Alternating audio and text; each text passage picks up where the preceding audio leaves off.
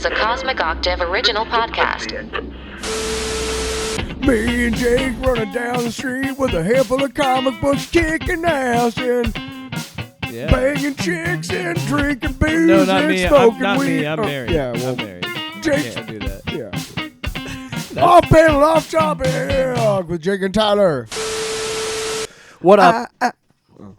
We both just screamed into the mic. Shit. What up? It's your boy. T-Bird, Tyler Allen. Oh, we're not Yeah. doing last names. Oh, yeah. Sorry.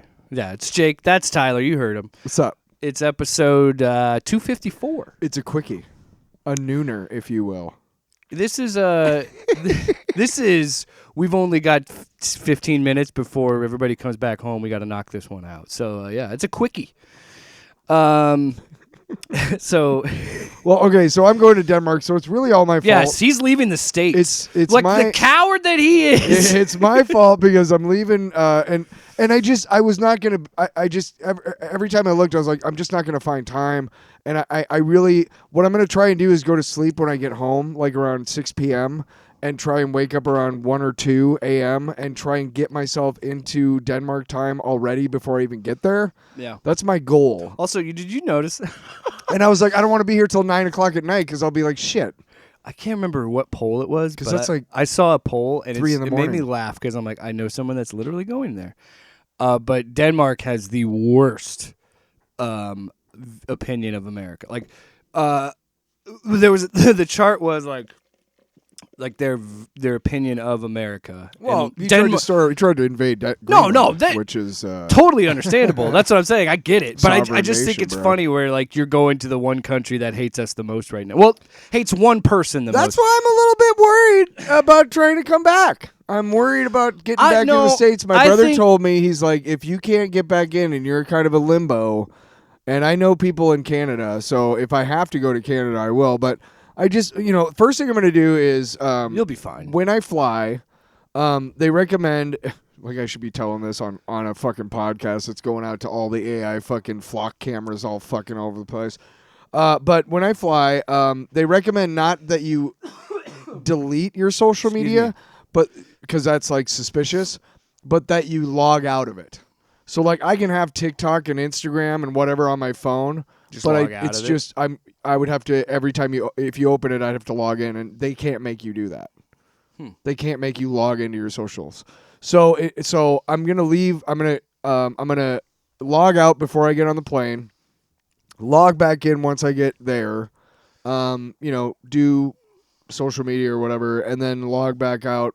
I think it'll be on fine. The way back. It's not. should be. It's not like you're flying into fucking Saudi Arabia or Iran or something. You'll be fine. To be honest, I think, to be quite honest, I think most people. I hope this is true. Most people across the world can view that most Americans don't share the view of this pedophile lunatic. No, he's a fucking cocksucker, and so is everybody in government right now. And they're after me for $15,000 for a fucking school loan. Meanwhile, they just approved $1 billion of taxpayer money for Trump's new ballroom. By the way, I want to remind you that the original one, which is supposed to cost $400 million, was fucked up so badly that they can't build where they wanted to. Also, nothing can ever be built there again. Also, that $400 million is just gone. Nobody knows what happened to it. The contractors never got it. It's just gone. So anyway, with all that being said, Tyler's going away. Yeah, this is smart to do this the night before. Yeah, dude, what are you saying? I'm going to cut all that out because I worry about your flying. Yeah, listen. They're going to fucking arrest you at the airport. I will tell you this. If this is what gets me, I'll be like, somebody's listening. Dude, Jake. I'm in Atlanta right now, and it sucks because I can't go to Denmark. But, dude, they're listening, man. We have at least 11 listeners now. Such a douche. No. I'm locked in international prison, but it's fine. Listen. I don't care whether you understand this or not, but my First Amendment rights allow me to criticize my own government as much as I want. Yeah. Yes. It allows me to say, without fear of jail or prosecution, the U.S. government is run by pedophile, cannibal, baby-eating fuckheads. It's in the file. And they all fucking suck. and the Supreme Court is bought, and we are all fucking just designed to be chewed up and spit out by this fucking machine that has been running since before we were born. Yeah, can we actually have fun now? Let's do this. Yeah, I know. I'm not saying you're wrong, but I'm just. But anyway, yeah. I do the podcast to not think about this. The funny thing is, Nobody like, wants to hear when that. people say, like, you shouldn't, and you're like, there's a very You should always criticize your government. Exactly. Always. Question authority. Anyway, but I think it's funny. We're like, you should and you're like, yeah, maybe. Like, you don't have to be like that all the time, Tyler. I'm like, you're right. I know.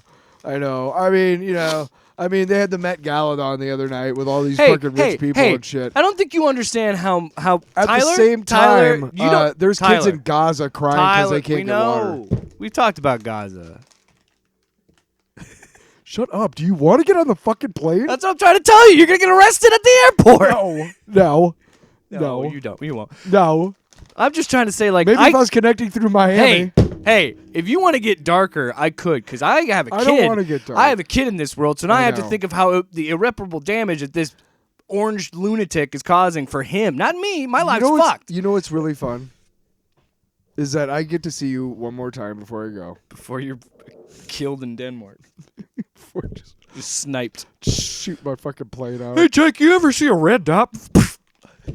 Dead. I do this show by myself. Oh, wow. I've known you long enough, I could pretend to be you. Okay. Freaking Tyler, Do an listen to my album. Do an impression of me. Not that. I just did it.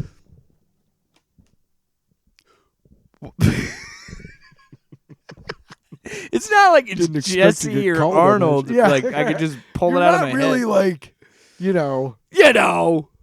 Like that's the. you're not really like. There's no accent though. There's like I'm sure that if somebody outside of the Midwest heard us, they probably think that. But I don't think I could do an impression of you either. Honestly. it's weird. Yeah.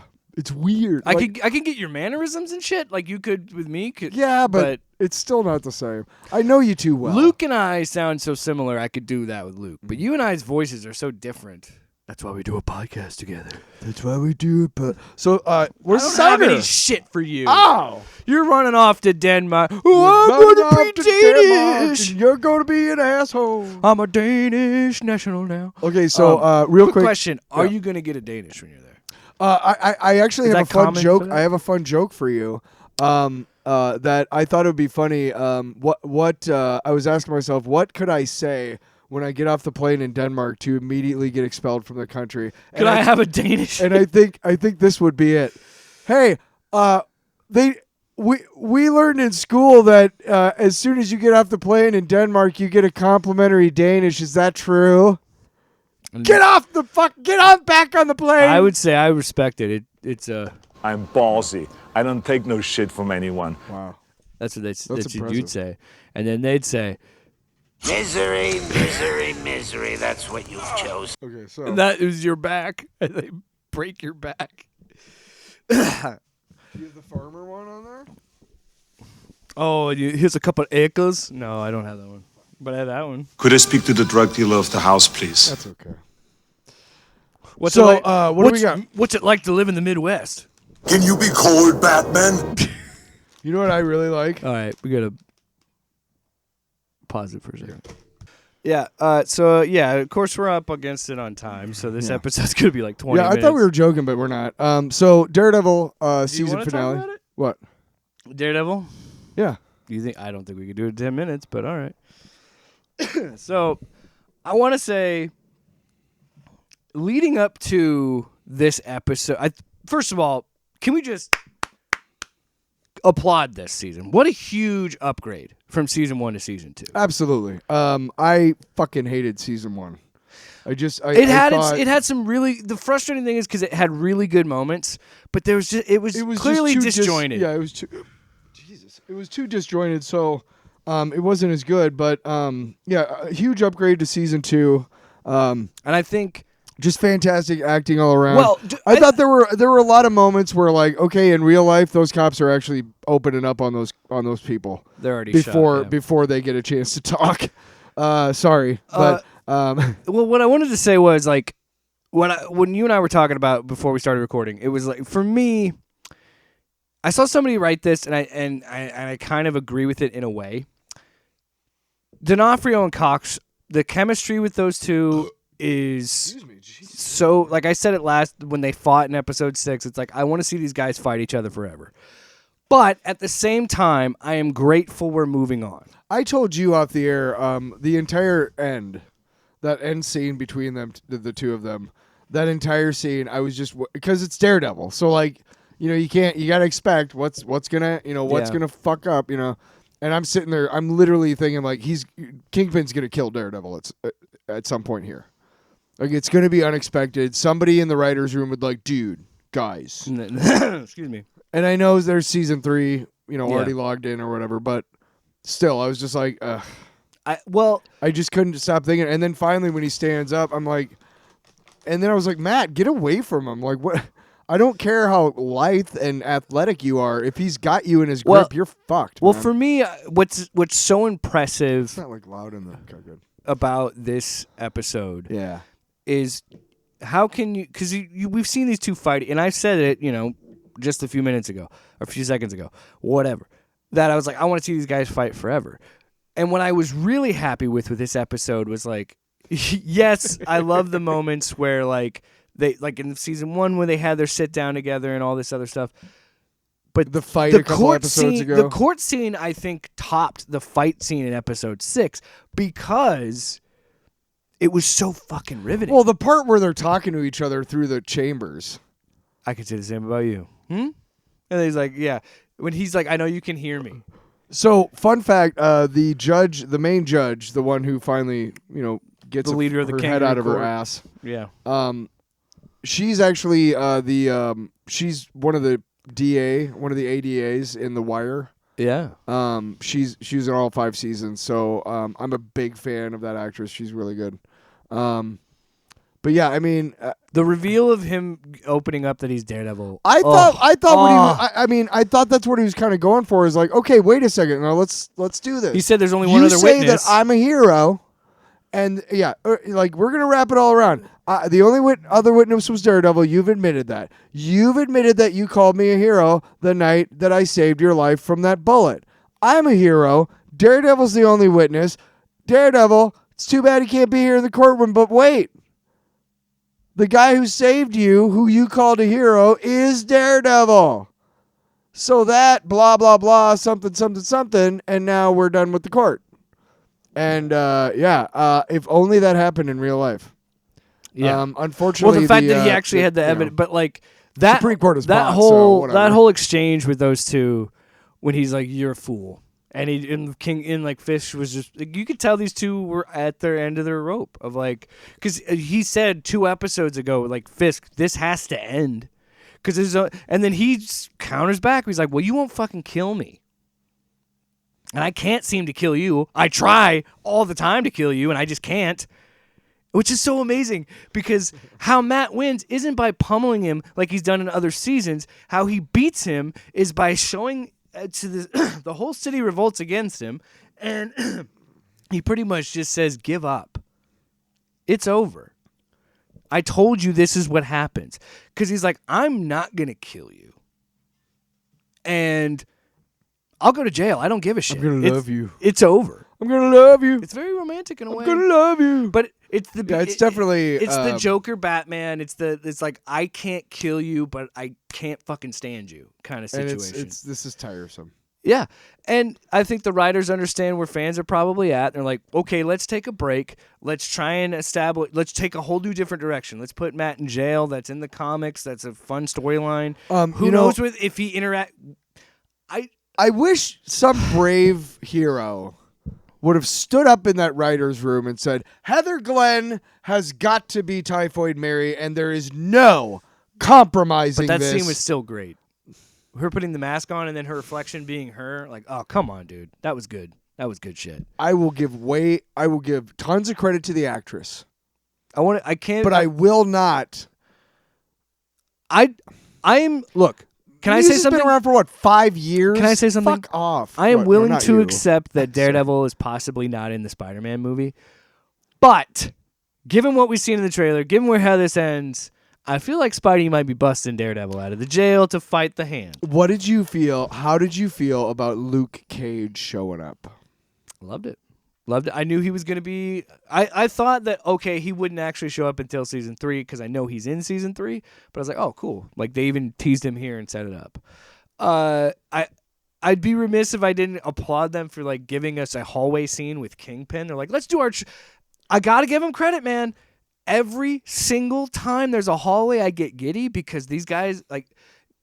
No, like Daredevil fans should be, because they have found ways every single season to reiterate on that idea and make it unique. And having Kingpin and Daredevil have hallway scenes back to back simultaneously, that was so fucking cool. And then White Tiger just hops in to join and help him fight Jessica Jones and just kicking people up, throwing people up against the wall and shit. Kingpin snapping dude's spines around corners, man.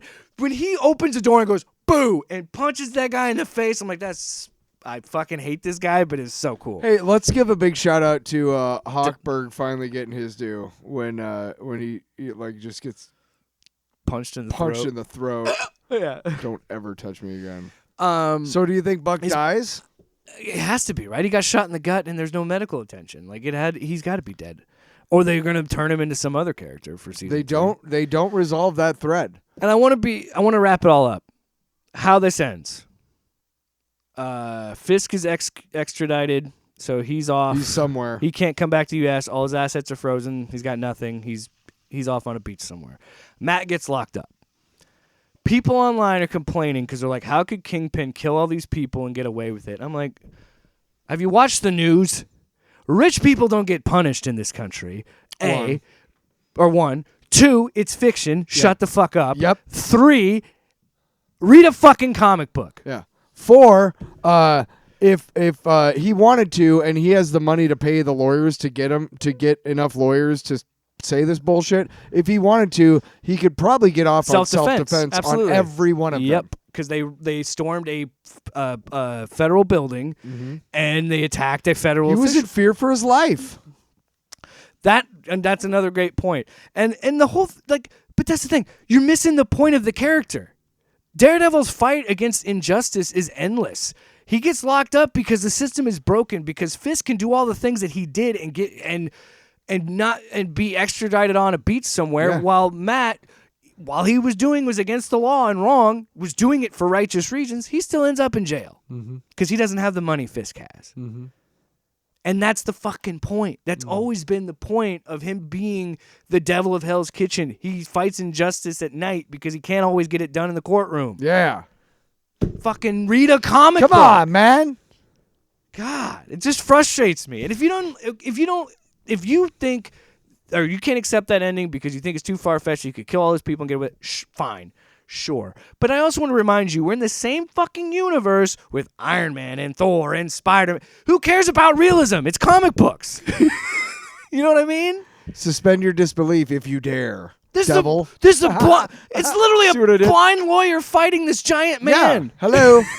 Yeah, who is way stronger than he should be without superhuman strength, but not being superhuman. Yeah, somehow. He squished a man's head like a pumpkin. Okay, he took a door and smashed it so much a guy's head fell off. In the comics, it's really not explained. More than anything, the way it's kind of always been explained is that he's enormous, like not fat but just big. Yeah, which I think they did a really good job in the show. But he's not like yoked, but all of it is muscle. You know what I mean? He looks fat. All the fat is all muscle. Yeah. And that's where, that's how it's explained in the comics. I want to give know. the Daredevil movie its due, because Michael Clark Duncan was actually a really solid choice, because he had the size and the physicality of Kingpin, and he had that fucking commanding voice. And I loved him as Kingpin. I would have loved to have seen him. If he didn't pass away, I'd love to see him get a shot. Fuck yeah, dude. That being said, you can't take away from D'Onofrio. He has no superpowers. Most of his bulk is muscle rather than fat, and he has trained in unarmed combat disciplines, including sumo wrestling. Plus, I mean, so he's basically a man guy that size. Punching you with full force would throw you into a fucking wall. I mean, that's just dislocate your neck. Yeah. And I mean, given the size of some of those dudes, I mean, it's very believable that he could bend them over a corner and snap their spine.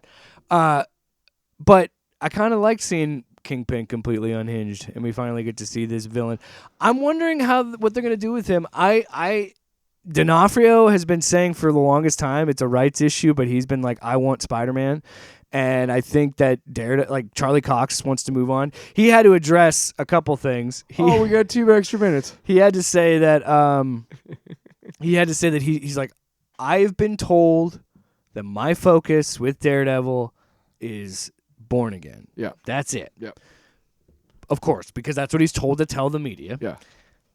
I am fully willing to accept that he's not in Spider-Man. Sure. I could see that happening. But to me, it just screams too much of No Way Home, of that shot of the other Spider-Man attacking, where you're like, it feels like some other person should be here. I just think in that final shot where he's going after ninjas that look like the Hand, there's someone else there. And that would not be Frank Castle. To me, it's it's the perfect timing. You have this street level movie coming out, which arguably the last one before a string of cosmic fucking crossover movies. This is the last chance you probably have, maybe, for like a couple of, maybe 4 or 5 years, to have Wilson Fisk, D'Onofrio, and Daredevil Charlie Cox appear next to fucking Tom Holland and not look stupid. So I think that why not do it now? And they set this up in No Way Home, even with Matt being his lawyer. Now Matt would forget. Yep. My whole thought is Peter goes into the prison and saves Matt and be like, look, you don't remember me. Well, no, but you helped me when I needed help, and I'm gonna help you when you need help. And I don't know how to fight these guys. He'll remember Peter Parker. Nobody remembers Peter Parker. Yeah, but with his hearing and stuff, he'll be like, I know you from somewhere. Maybe. Fuck you, man. No, but no, because the spell was that everybody forgot who Peter was. So I'm just saying is like the scene I'm envisioning is he's fighting. He breaks in and he goes, look, you don't remember me, but you helped me when nobody else would. I'm here to help you when no one else will, and I'm going to get you out. Yeah. And then he has this shot in the trailer and they're fucking fighting in the thing, and then I think the part where they're jumping in the sky is literally them breaking out of the prison. You don't think Punisher helps? And it might not even be him, or it could be, if it's the prison, I hope it is, because then it's just fucking Matt in his fucking orange jumpsuit fucking fighting these guys. But I imagine it. You like watching people fight a lot, don't you? Yeah. I'm saying, here's the opportunity too. It's been this dark crimson. Give me the bright red, the scarlet Daredevil out in the light. You gave us the yellow. You gave us the black one. You know what? I like that you compromised with the fanboys at the end, towards the end, where the suit kept getting redder. Yeah, I love that. The paint was coming off. Yeah. Anyway, right, well, that's been our quickie. I love you. Hopefully next week I'll be in the country for us to do this again. We both finished pretty well. You came, right? Off panel, off topic with Jake and Tyler.